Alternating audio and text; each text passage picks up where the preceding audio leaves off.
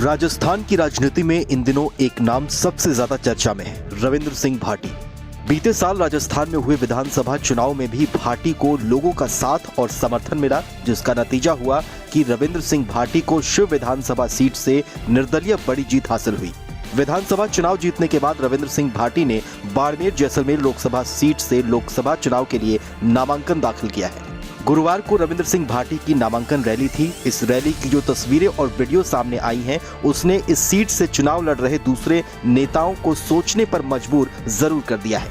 Rally में हजारों की संख्या में लोग शामिल हुए, जिसको देखते हुए बाड़मेर जैसलमेर लोकसभा सीट पर मुकाबला बेहद दिलचस्प होता हुआ नजर आ रहा है, क्योंकि इस सीट पर मुकाबला बीजेपी के मौजूदा सांसद कैलाश चौधरी, कांग्रेस के आरएलपी से आए उन्मेदा राम और निर्दलीय चुनाव लड़ रहे रविंद्र सिंह भाटी के बीच है। माना जा रहा है कि रविंद्र सिंह भाटी के चुनाव मैदान में आने के बाद ये मुकाबला त्रिकोणीय होता हुआ नजर आ रहा है।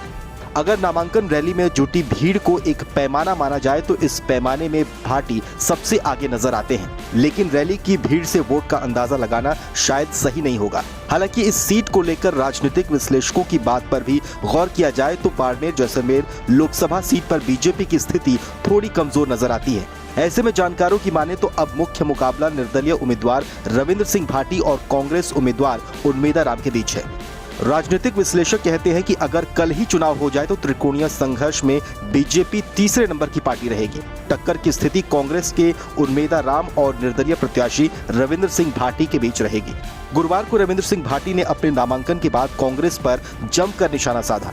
रविंद्र सिंह भाटी ने अपने नामांकन सभा के दौरान कांग्रेस के नेताओं के द्वारा लगातार उनके ऊपर किए जा रहे हमलों को लेकर पलटवार करते हुए कहा कि वे लोग खुद के गिरेबान में झांक कर देखें और फिर दूसरों पर आरोप लगाएं। वे लोग लंबे समय से सत्ता में हैं, उन लोगों ने इस क्षेत्र के लिए क्या काम किया है। रविंद्र सिंह भाटी छात्र नेता रह चुके हैं। उन्होंने 2019 में जोधपुर की जयनारायण व्यास यूनिवर्सिटी में निर्दलीय चुनाव लड़कर छात्र संघ का चुनाव जीता और वो अध्यक्ष बने।